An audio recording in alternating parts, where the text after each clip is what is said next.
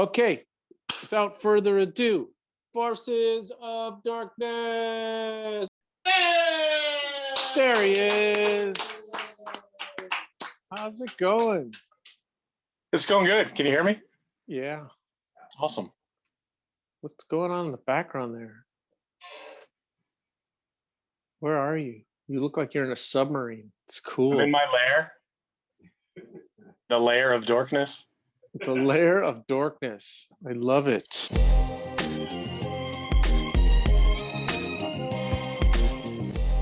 So for those out there in YouTube land who don't have any idea who you are because they've been living under a rock, can you let us know who you are, what you do?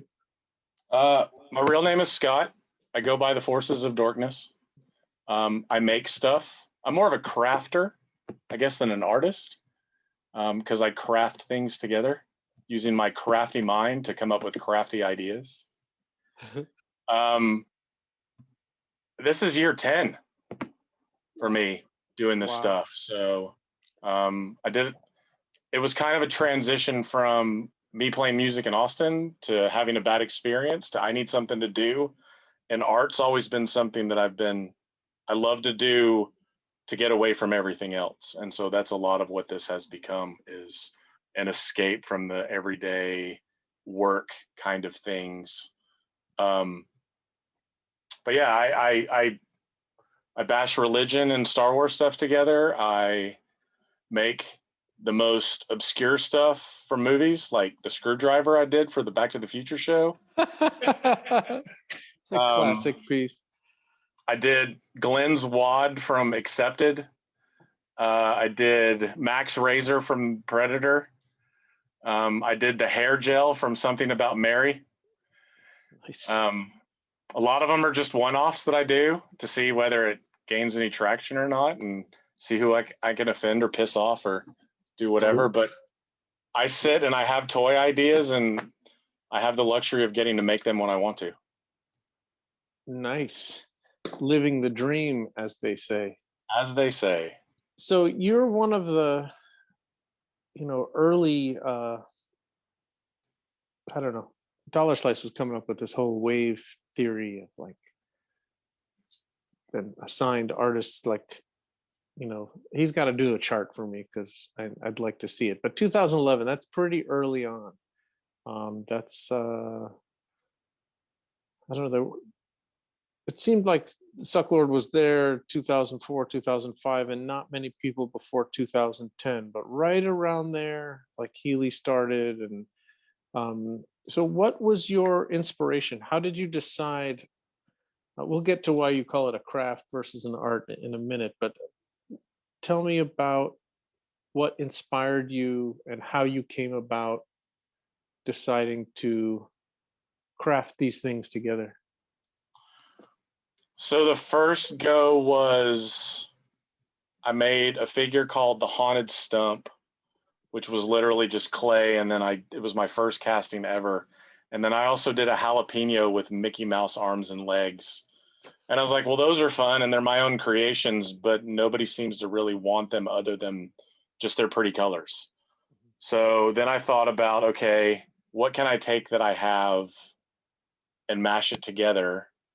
And I don't think mashing together happened until after I did my version of Budapest. Like I did that first and I was like, oh, well, I'll just hand sculpt the whole thing, and then realized why. Because if you glue pieces together, people will buy more of them. And it saves you a whole lot of time at the end of the day, because they want those pieces, it seems, of their memory. And I think that's where bootlegs and mashing stuff together comes into play, is that you can create something that maybe, I mean, a lot of it, I always hear people say, well, I can create the toys I never had. Well, I didn't always create the toys I never had. I didn't necessarily want them as toys. I just think they're fun to look at now as an adult because I get the humor in it. Mm-hmm. So when people nail things to crosses, or, make a religious version of something, or chop one head off and put it on a different body, I find it fun, is where really the end product is. It's just the enjoyment that you can create. Because I've created some dumb shit and people have still bought it, and it surprises me sometimes. Like the John Wick pencil that I did is probably the one that shocked me the most. But it literally was, I went to the drugstore and bought a bunch of pencils and sharpened them and coated them in resin and put blood on them and made a header card, and that was it. So I don't know whether it was legit, but I did get a letter from Lionsgate saying stop making them. Could have come from somebody else, but you know, it wasn't my first play with intellectual rights. I've gotten one from Disney and one from Lucasfilm over the years. Have you really? I have, the Lucasfilm? Yeah. What was the Lucasfilm one for? The Lucasfilm one was for I did a custom Dodge Charger and called it Sith Proof, and instead, like the Death Proof movie, but instead of it having the skull and lightning bolts, it had a stormtrooper helmet that I drew digitally, but I drew it, and lightning bolts, and I'd made a sticker out of it, and it was in a show that Chalker and I did at Kid Robot and at Comic-Con years ago. Sure. But it was that stormtrooper design is what they sent me the letter for. For a sticker. For a sticker. For a sticker. Okay. At least it wasn't for an original handmade piece, but okay. So they were offended by a sticker. Yeah, they were offended by me appropriating the stormtrooper helmet and a lo-fi way with lightning bolts. Oh, you can't do that. Okay. Then I won't do it anymore. The beauty is the letters say, stop doing it or else. So I just stop when I get one. Yeah, I think there's not enough money in it for any of us, including me, if someone sent a letter and said stop. I think the culture's changed a little bit, and the internet has made, I don't think they would spend the money to send that letter today. I think there's too many people doing stuff like that, and the only reason, and I don't know for sure, but the only reason that I think they would typically send a letter like that is if they were, this is as far as I understand it. So if when you're a licensee and you license something to someone, so if I have my IP, which is whatever, something I created and I license it to you, and so you're paying me now an upfront fee, and then based on royalty, and then you're making those t-shirts. If someone else comes close to that, I am contractually obligated to you to defend you because you've just paid me money. Right. So it normally coincides with they just did a deal with Mattel for trucks, or they had just done a deal with someone else for something that was close and needed to show that they were doing their job, kind of thing. But that probably cost them $500 to $100 to have a lawyer send that to you, and they probably wouldn't normally invest that money unless there was something at stake. Unless the product was like in Target or something, then they have, I don't know. I can't say for sure.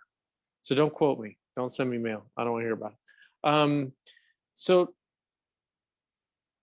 was there an inspiration? Was there another artist's work that you saw before you got into this and you thought I could be doing that? Or did this idea just come to you? Were you aware of the Sucklords' work before you started?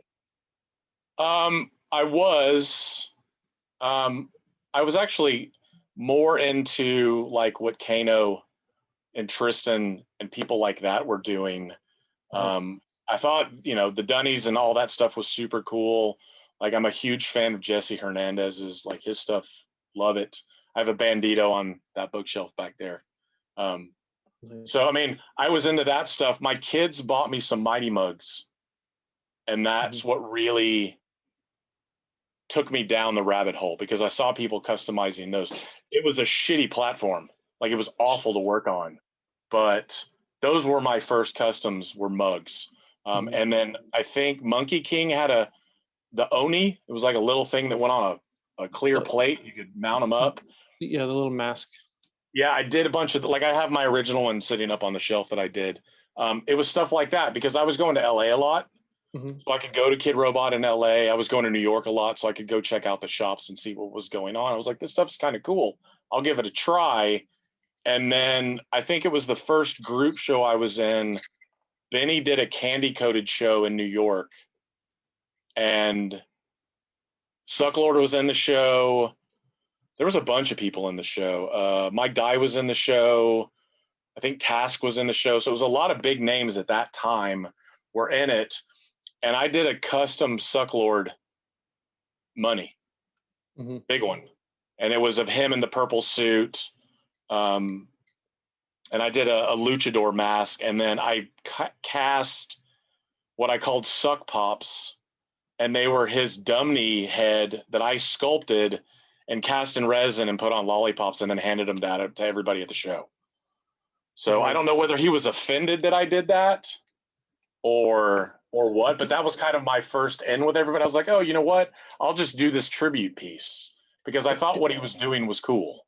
Like I didn't really enjoyed his pieces. but those didn't he release those with you, or because he released something that was like a Chupa Chup and it was had the head of his dunny on it. Did he do that after you? Like If he did it, then he did you it independent. I did like 20 of them and everybody in his crew got one from me mm, because it had the little chupa. It said, I forget what I called it, I but it think had a I sticker on a bag and the bag was on the yeah, lollipop. I'm pretty sure I have one of those. So I think one he must have gotten one and one made it into my box. I guess I didn't know the backstory. He Yeah. probably doesn't know the backstory because he doesn't recognize other human beings existing, but that's another issue. Um, so, so you said you were traveling to LA and New York a lot. What was it that brought you? What made you this traveler? I worked in the entertainment industry for Mhm, lighting manufacturers, like the stuff that moves and changes colors and all that. mhm. Um, I handled territories, like I was the Northeast guy for one company, and then I handled the Central United States. But my headquarters were, I had one in LA, and then I was always in New York because of that. So it just Mhm. took me back and forth, and I had, a decent amount of free time, and I dug into the art stuff as deep as I could because I mean, it was free trips to these cities, so it Right. wasn't costing me anything to go back and forth. So I used it as research, and I'd go out and see people when they'd have figure releases and that kind of stuff. And then I started doing the cons. Like I'd go out and do New York, um, and I did Designer Con. I think I was at the first Designer Con, and then I took a year off, and then I went back. Um, Cons are always more expensive than just being around because, as you know, you got to bring all the stuff and the people and all those kinds of things. So Oh the yeah. cons can be a little overwhelming. But I've had some really great experiences at them as well, and met a lot of really cool people. I mean, that's one of the things that I do like about the toy industry is we can have beef with one another, but at the end of the day, everybody's really awesome for the most part. Um, For keyword being for the yeah, most for part. the most part. Let's talk about beef. I've tried in all of my interviews that I've done over the past year and a half with all the artists to stay above the beef issue, but um, you did have a beef with another artist about your Buddha. Is that correct? Sure, there was beef. There was You want to beef talk? back and forth. I mean, I think it's old news now, and Yeah, there's no more beef. Is the beauty of it. So I've seen beefs like I've seen like Killer Bootlegs and Healy like be friendly and then not talk to each other and then be um, become close again in their disdain and hatred for another artist. I think disdain for another artist is one of the great unifiers in our industry. Um, Yeah, right. But when can I? somebody needs to be hated on, we come together closer than we ever will in Right. order to do what we can. Um, I've legitimately had physical harm threats thrown at me Ooh, for shit. by Um, who? I I'm not going to name names. There's really no point, Uh, especially if you've met me in person before. I have these mean, since been resolved? no, because I don't even choose to talk to these people any longer. Oh, And it's always a jumper honor. Like there's beef with somebody else, and they're like, oh well, I have to defend them. right. And I'm like, really? Aren't we adults? Do we really need people to help defend us? I mean, especially when you don't have anything to do with it. But I guess that's the other part of it, is that people are that close with one another, and they're like, hey, I feel that Right. I should back you up on the playground, because that's really what it is. At the end of the day, is it's just a bunch of playground shit. We're acting like 8-year-olds, and that's cool because we're playing with toys, so we should act like 8-year-olds. Well, don't they say that you can solve, most of the world's problems if everyone would just behave like you were taught to in the sandbox? It's like, okay, share your toys with this person, and ask. It's like if you just did all that stuff, like, the world would be such a much better place. Not to harp on the beef, but I think the subject of the beef is important because I think it stems from the idea of ownership of bootlegging stuff. So am I correct that it was about the Buddha Fett? It was about the Buddha Fett, and it was about who was first. And the reality is, in the toy world, I was not first. Mm-hmm. Killer was first, and I give him full credit for that. We had a totally different concept of figure. His was Chinese market Buddha body, some Boba Fett head glued onto it. Mine was sculpted out of clay. The original sits back there. It's been destroyed and put back together multiple times. I've released like 700 of them at this point. Nice. I had a single video game store in Austin buy 150 from me at one point. They were like, we'll sell these every day. And they sold a shitload of them. I just don't want to make it anymore. So I don't blame you.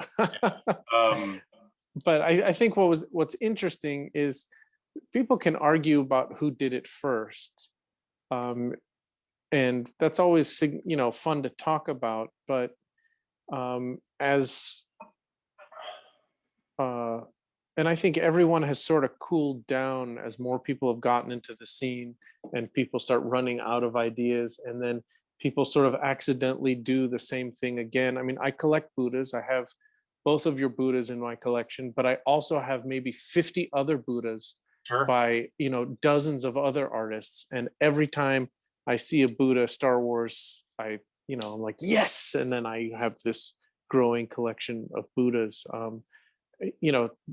Is he the first? That's like we talk about, like, is the Suck Lord the first to have a carded figure as art? We think yes, but definitely not the first person to customize a figure, right? That's been happening for decades. So who's the one to say, like, this person was doing art and this person wasn't? But so it takes you back to the other subject that you brought out about calling this a craft. Why is this a craft and not an art? You're not an artist? You don't see yourself as an artist? I mean, everybody else does, but I'm interested, like, from your perspective. I see myself as a crafter because crafters make money. and I've definitely sold enough stuff over the years that I've done okay. Like, I mean, I could see some lady that makes bows for girls' hair that sells them at the middle school, fall carnival festival. I sometimes do that well. I mean, I was having a conversation with somebody the other day because it's more of a concept. I mean, I'm almost more of a designer than an artist, even, because it's more of how can I execute this weird fucking idea that came into my head. But aren't designers artists? I know people that would argue. Yeah. I mean, does anyone actually go to college to become an artist, or is it some other discipline that involves art in it, like design or those kinds of things? No one goes to college with having never drawn anything or done anything creative at all. And like, I want to be an artist now that I'm 18 years old. No. You go there to learn the craft of it, right? Sorry, let's not call it the craft. I haven't been to art school, so I can't say exactly, but I think you go to learn the techniques. And I think I get that. And when some people will argue, like when there's paintings all around here, that some people are self-taught and some people learn techniques, and then you can actually track techniques through different schools and the artists who've, you can track, like, Frank Frazetta's art to like Roy Krenkel to whatever school he went to, Chicago school to, I'm making this up, but to like NC Wyeth and, Rockwell Schoonover, all of those, illustrators came from different schools that had different styles, and the generations have sort of been that the techniques have been passed along, and that's why certain eras of art just sort of look the same. And we're in like this postmodern era where like anything goes and everybody, you know, everybody learns everything now. But I don't know. I think it's technique, and hopefully you get some guidance, right? Or at least, if not some guidance, someone gives you a deadline. Right. Because you don't have to go to school to learn anything, really. You can teach yourself. You can learn on your own, and sometimes people who do stuff on their own without learning the formal way to do it have a different take on something, and that's okay also.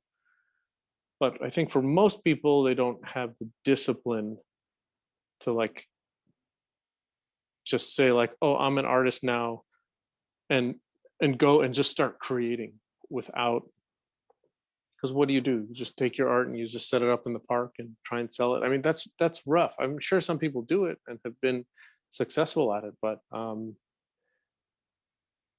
mean, there's some people who go to art school can't draw. Sucklord went to art school. He was a sculpting major. If you look at his sculptures, like, they're super cartoony and not very realistic. And his final project was that crack house. Have you ever seen the photos of the crack house? Yep. Like that was it. That was like, can you imagine being in art school and being a major in sculpting and like, here's my final project, the crack house. But to me, that's the sign of the people, though, that are going against learning that technique and learning that style. They're like, you know what? I'm going to go through this process and just do what I want to do. And my issue is I took some art classes in school, and then I just decided school wasn't for me. Like, I was like, I don't want to do this anymore. I'd rather just go out and find my way. And so I started working, and that's what I did. And that's also a great way to learn. And it seems like you've done well for yourself. I think so, considering, I mean, that, I didn't have the formal education. I've learned everything the hard way. Yeah, but that's one way of looking at it. You could also look at it that you don't have $200,000 of debt from school. Through that, I don't. So how much, yes. Well, I'll put it to you this way. Most people, and it's not true for everyone, but I'll tell you that of all the people I know, most people who did not go to college feel less than for some reason. And I've seen some very successful people that did not need college to be successful. I've seen people who have gone to school who it did nothing for them. And I went to film school. You know what I went to film school to learn? I went to film school to learn that you don't need to go to film school. That was a very right, but I would not have had the motivation to just wake up one morning, figure out the hard way, fall down, keep getting back up, and do it without that guidance. But the people that were teaching you, like, they had nothing to impart. Like, they could teach you the technique, but they couldn't teach you how to communicate, right? At all. And I guess it depends. Like, this next generation, it's gonna, unless something changes politically in this country, like, the number of people going to college is going to greatly diminish, because nobody wants to have several $100,000 of debts around their shoulders for the next several decades. Right. So I don't know. I mean, do you regret making those decisions? No. No, I think you did what was right for you. And yeah, I mean, I'll sometimes tell you what, learning I pissed off a lot of people doing it the way. the Yeah, like I mean like your parents and those kind of people. Great. Yeah. Let's just start there. Yeah. Is there a couch I can lie on while we talk? Yeah. I mean, but they didn't know, but they but your Again, different parents, generation too. right, your parents are of a generation that if you just, you know, went to school, there was a job waiting for you when you got out. There Right. were people like at a job fair waiting for college graduates to hire them. And when you got that job offered medical and security and retirement, pension. Like it was like a career, and you could work for that company for your entire life. I mean, that doesn't exist anymore. Right there, as soon as someone else becomes CEO and they decide, oh, we need to make more money this quarter, they will cut that department. You will be out of a job, and like, it's about the shareholder and fuck everybody else. Like, so they were just reacting to what they thought was probably the best for you. But like, I have kids now, like, I don't know what to tell them. I mean, having an education is great, right? I mean, there's nothing wrong with learning, however you get the knowledge. But do I want to encourage my kids to go to college? I think so, but it depends what they want to do.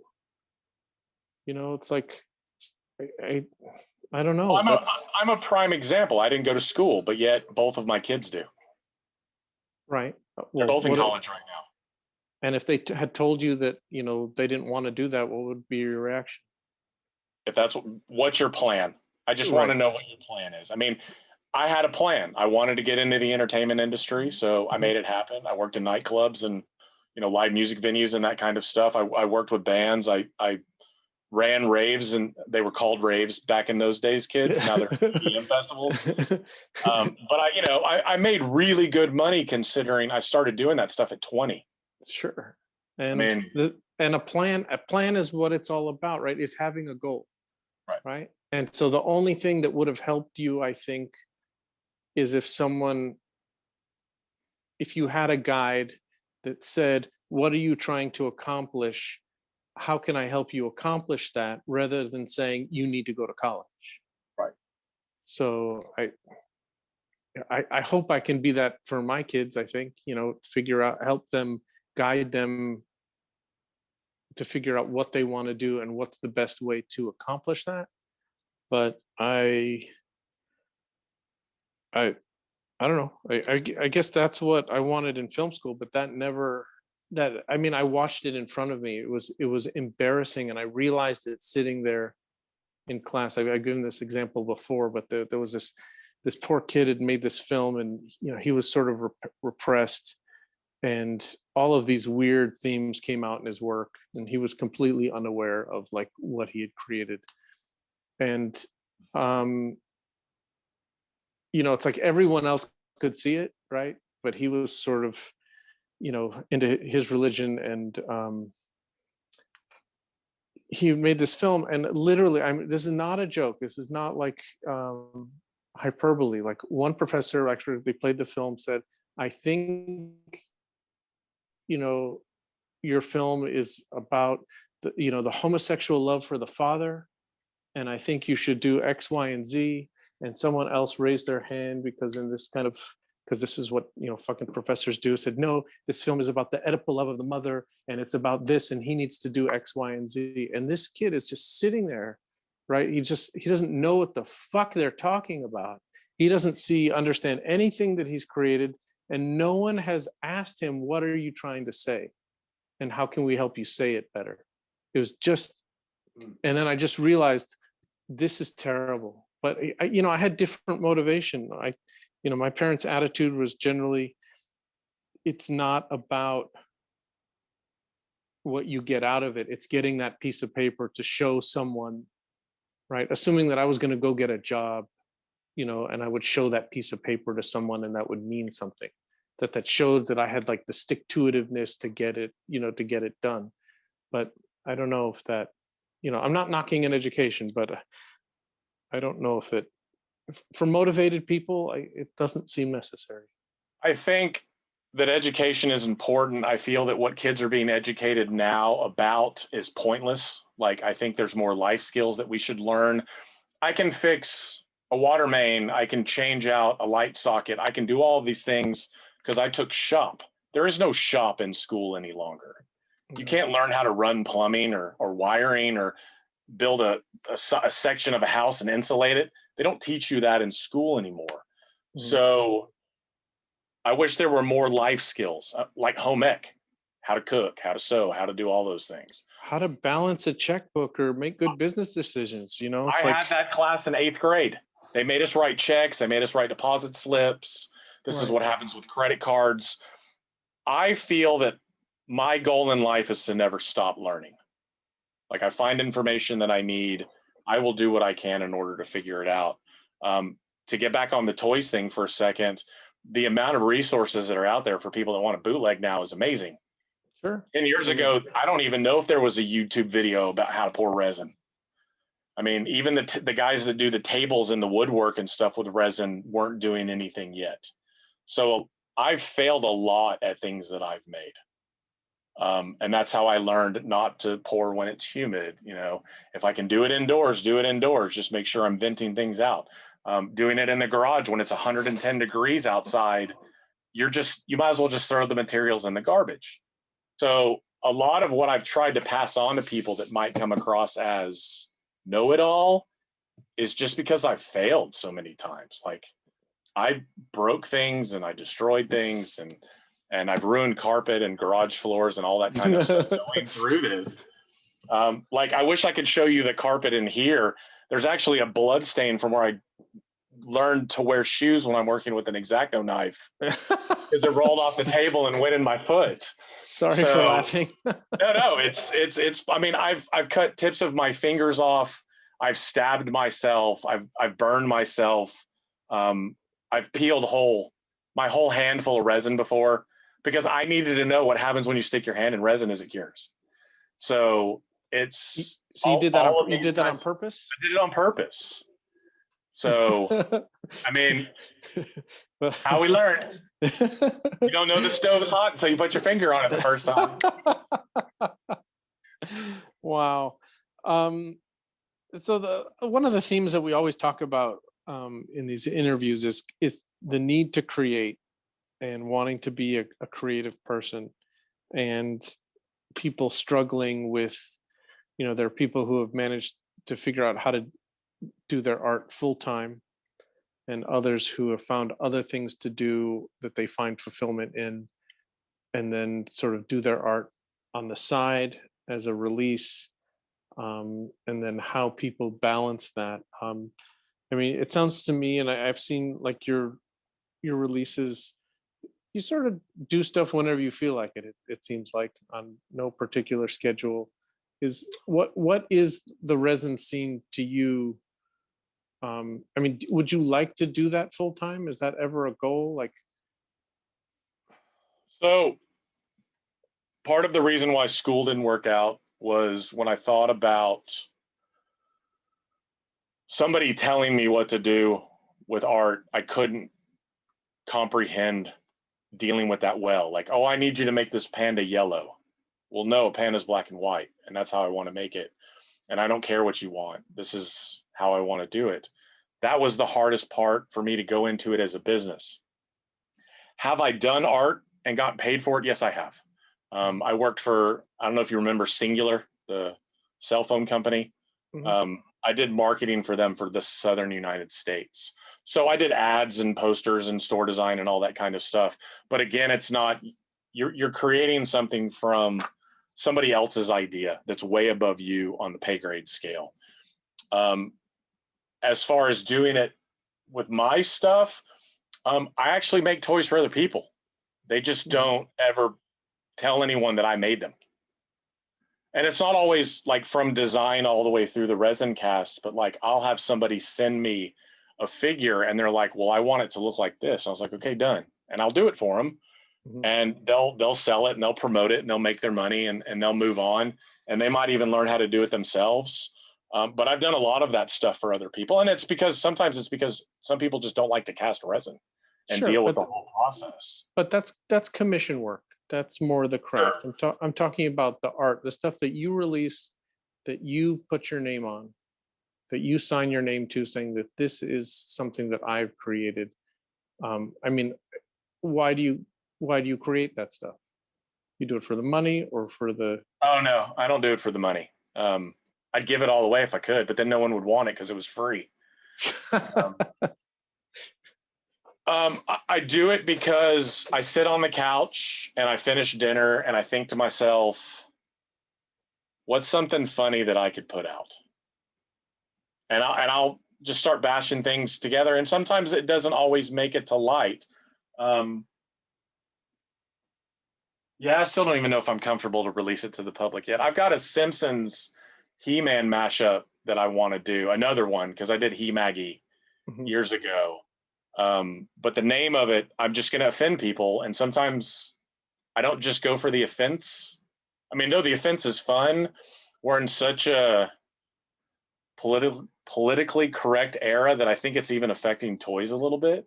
Like people aren't willing to go as far out there. Like I thought the sex doll Star Wars stuff was great.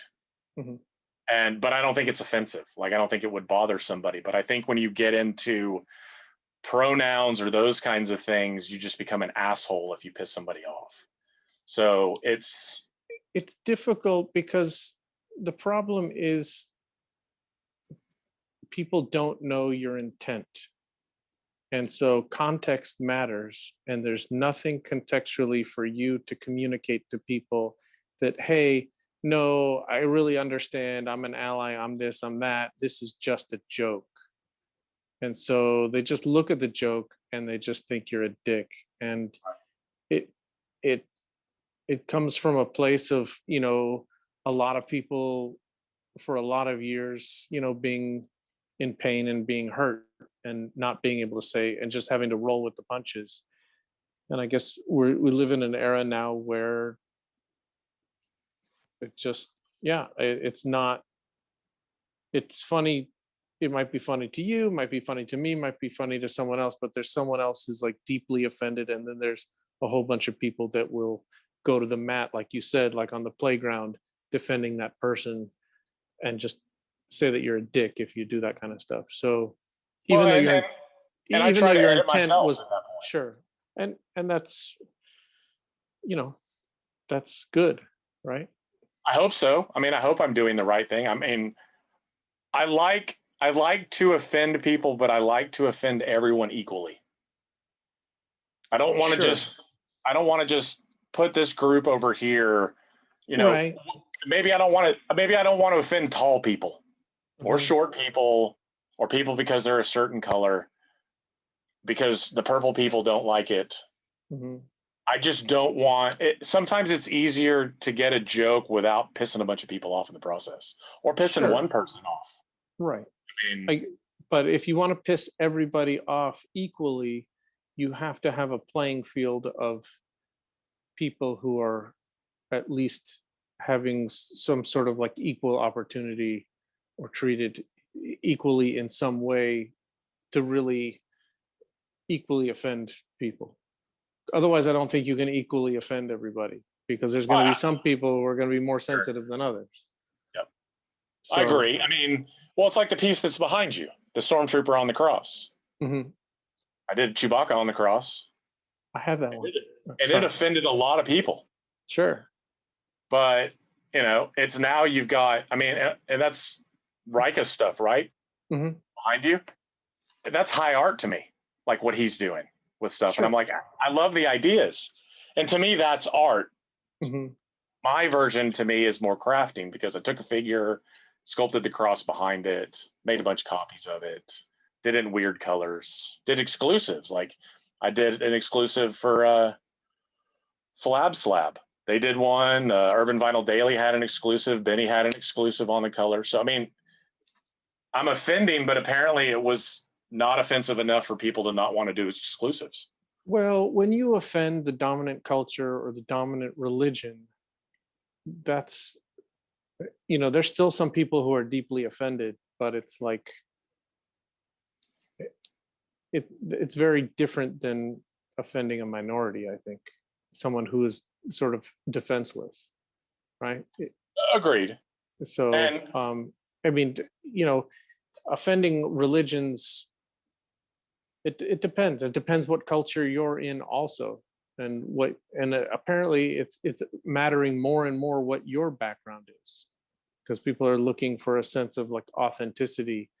And like, so Rika did we have his protest figure, but his very first protest figure was a black man at a march, famous photo from the 60s called "I Am a Man." And there were people who kind of rubbed the wrong way by that. They're like, here's a white guy making this protest figure. And he did a suffragette, and he's not a woman, he's not a hippie either, but it works in the context of what he's doing. But some people like ask questions like, why is he doing that? He's profiting off of that. I don't necessarily agree with that. I understand where that comes from. I don't think that offending people who are defending you is the way to go. I think there's bigger fish to fry, I guess. But I don't know. It's what it is. It's like the Smurf figure that I did. The Blue Lives Matter. Right. Because that could be taken so many different ways. Oh. But going with the Smurf. Oh, and speaking of, got a cease and desist for that one too. The Blue Lives Matter Smurf is one of my favorites. And who is that making fun of? I mean, is that making fun of cops, or is that making fun of Black Lives Matter? That depends how you read it, right? I mean, I could have probably gotten a cop Smurf and used it for that, but I was like, no, just gonna go with a regular Smurf, cut his arm off, drill a hole in it, put a sign in it, move forward. It was good. That's really like one of my favorites. Thank you. But there's just different sensitivities. Like in the original Smurf comic, there was an evil Smurf that was all black, and it was from one comic, and this was written by a dude living in France or Belgium or on the border, wherever Peo was from. And at least as far as people can tell, had no intention of being a metaphor for Black people with dark skin, or anyone of African descent, right? Just that was not the intent. But when they released the reprint of it, they made him purple, like a dark purple. It's because cultures and times change, right? Sensitivities change. But as far as, so going back to my earlier question about the creative, what you get out of your work creatively, right? So you made this comment that you are not an artist because you actually make money at what you do. I mean, which we should put on a t-shirt, because it's if you funny. take all of the artists that create, the percentage of them that make a living off of it isn't huge. No. I mean, art's a passion. It's like music. Mm-hmm. Whether you do well at it or not, you do it because you have to. I mean, that's me at the end of the day. I have ideas that come to my mind. Mm-hmm. And luckily for me, that one Photoshop class I took in 1994 still is valid today, because I can create my header cards. I do everything myself. The only thing that I use that's not me is sometimes I'll go to Kinko's to print header cards, and sometimes they'll tell me, no, we can't print this because it's copyrighted. And I'm like, it's actually not, it's my art, but do what you will. If you don't want, and then I'll just go to a different one and they'll print it. Right. So, but I can do everything. Like I have a box outside of my blisters. I have stickers, a box of them all bagged up, ready to go for my orders down below. But it's ebb and flow. Like sometimes I don't want to create. Like I haven't made anything in a few weeks. And it's just because you make it sound like a few weeks. There's people who have been struggling. Like I haven't made anything for like a few years or a few months. You're struggling about a few weeks. That's amazing. There's times in my life where I'm working on stuff every day for months. Right. It's just because I've got constant ideas coming out. I've I did a lot of customs for Tenacious over COVID, and all but one of them has found a new home. So I didn't even know customs were a hot thing any longer. Like I kind of gave up on them. I was like, who wants anything customized anymore? Right. Apparently people do, and they'll pay now for more expensive pieces. I mean, I remember when it had to be the 1995 blank or the 29.95 blank in order for you to make any money. I've customized stuff recently that's $200 just for the figure. And then you put the custom fee on top of that, and it still goes in somebody's home, and it shocks me that, Right. I mean, I'm honored at the same time, but it really does shock me that people are willing to spend that kind of money. But I guess at the end of the day, as you mentioned, is it a craft or is it art? I mean, I think there's a dollar point to where it does go between the two, like what people are spending on it. I mean, I disagree with you. I don't think the difference between art and a craft is a financial one. I think it unfortunately is more of your opinion of yourself than anything else. There's just some people who are able to make money at it and some people who don't. Some people who don't do it because they can't make money at it, and some people do it despite they can't make money at it. But there's very few craftspeople out there that if they called themselves an artist, I would, point a finger and go, no, like, You're a crafter. I mean, that could be seen. That's a word that my wife uses. It's a little derogatory. She says, she talks about like the crafties, and she's usually talking about them, how like they fail to market themselves. Like if we go to like a craft fair and someone makes a plush and, and they don't put their name on it. There's no tag, there's no nothing. It's like, here, I made a plush apple. It's like, okay, you need to put your name on it. You need a website, you need a tag, you need a this, and it's like giving a, marketing 101 class to, someone who just sewed something and they just have a look on their face like, what? Oh, well, part of it is that. I mean, it's making sure that they remember. I mean, there was a time that I didn't sign anything. Mm-hmm. You just got it from me and that's it. Sure. And that was very early in it. Yeah, but there's still a lot of people who don't. I mean, I encourage everyone to sign their work. Yeah, I sign, you get a sticker pack when you buy stuff from me. So hopefully you'll see my name everywhere you've stuck one, the back of your laptop, your car, your skateboard, your guitar, wherever.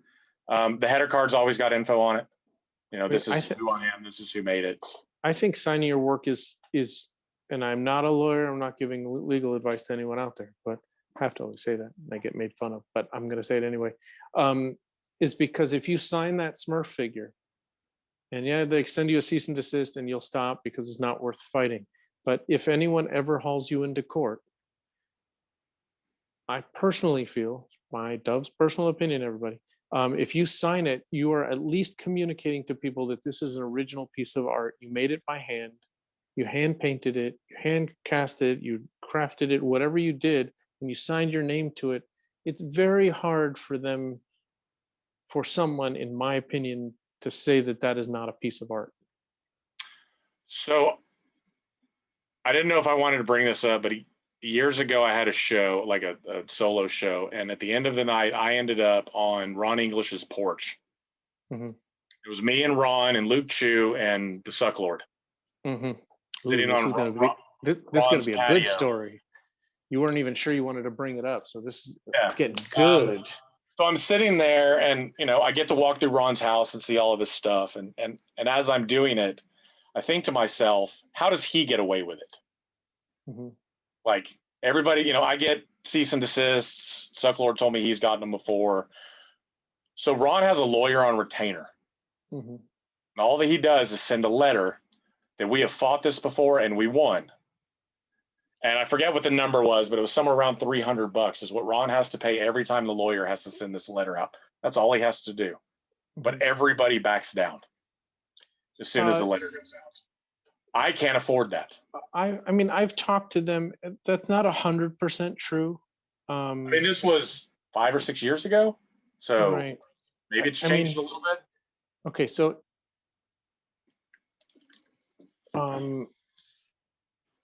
they understand what the definition is of transformative art. Right. And when he's painting something, it is, as far as I understood, as far as I understand it, is very safe. It's an original, one of a kind piece of art. I think the trouble that you got into with the Smurf people, and the Smurf people are a very small company from Europe, right, with a limited amount of income, and it's worth it for those smaller companies to go after people because they have one. They're not a big conglomerate. It's just the Smurf people. It's like the Peo company in France or Brussels or wherever they're at, Right. and um,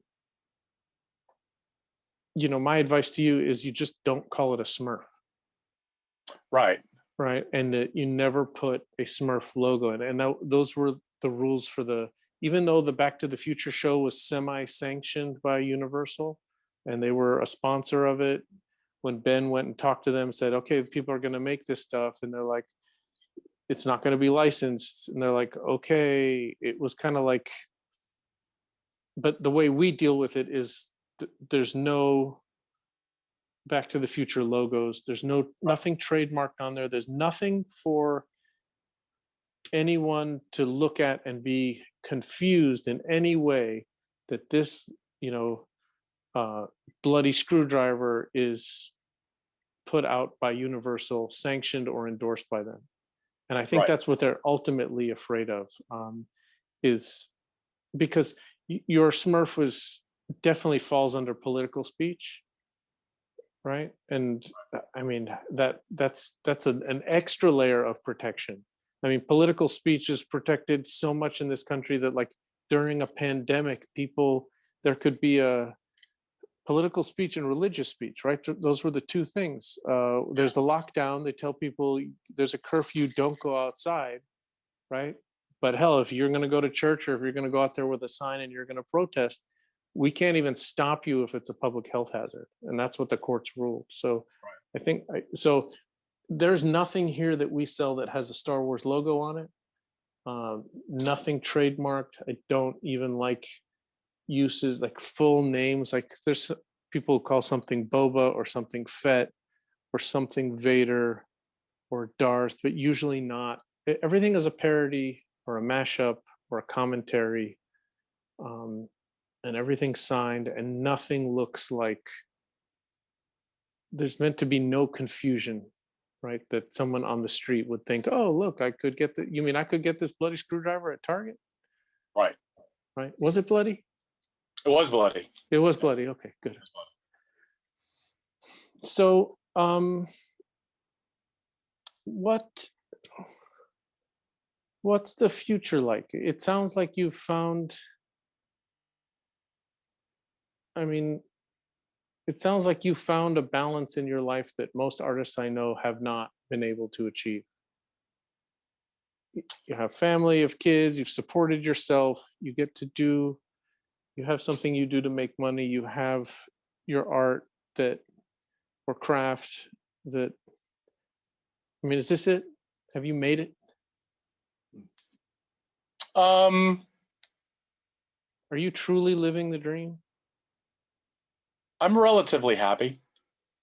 I mean, all in all, I like doing the things that I want to do. I definitely played a lot of guitar during lockdown, so that was fun to do when I wasn't doing art. I also didn't have a job for 14 months. So True. I mean, these things, a lot. Because Sure. as I mentioned, entertainment, like Died. my industry shut down on March 14th. Right. Like the world talked about it I remember because I came back from my last trip, I did a convention and up by Fort Hood, which is the military base up north of here, had a really good show. And then the next day the world locked down. And I didn't have a job anymore. So I made a lot of stuff over the last year. But a lot of it's still like it's made, well, like that sticker I sent you. You were like, what is this thing? And then I sent you a picture of the unicorn on the tank. Mm-hmm. That's a toy. I just haven't had time to cast it yet because it's going to be a pain in my ass. Right. I'm happy. Like the balance is there. But I have plans like to do other stuff. I could probably get it together enough maybe to make it my full-time gig, but I kind of like what I do the rest of the time. Mhm. I just feel thankful that I can do them both is really what it comes down to. That's good. Those that have made it their full-time, I have mad amounts of respect for them. Because I guess at the end of the day, that's really the dream, is just Mhm. to be creative all the time. But the reality with me is I can't be creative all the time. Right. It's not in me. I have dry spells, but I also have, really hot streaks too sometimes.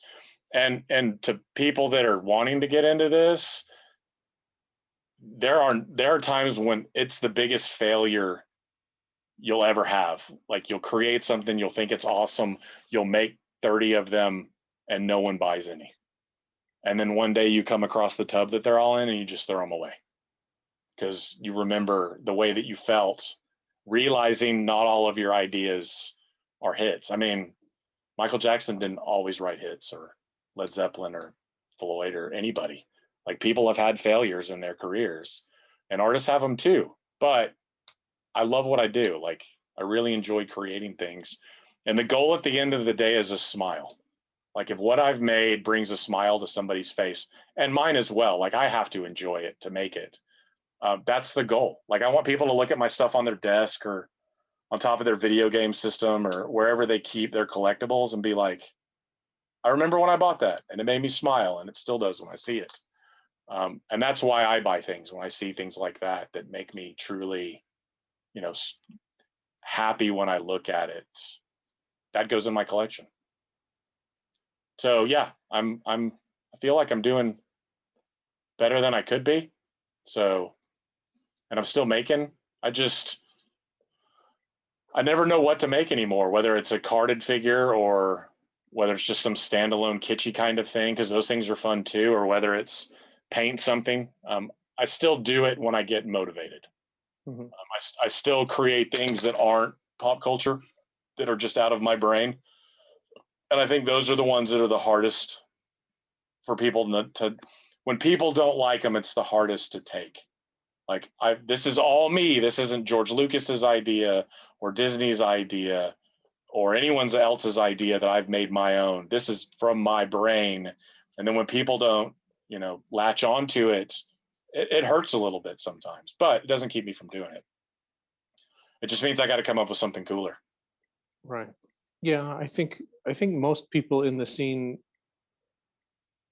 in one way or another, are using pop culture as a way to build a name for themselves, grow a following, and most people, I think, have a little idea in the back of their mind that they're going to create something all their own, and that is the ultimate next step. I mean, I've heard it from, even if it's influence, even if it's like Phantom Star Killer for Killer Bootlegs, but even Rika, people like that have all told me that that is the ultimate goal. Like, using pop culture is a great way to sell stuff, get a fan base, but to transition at some point to their own intellectual property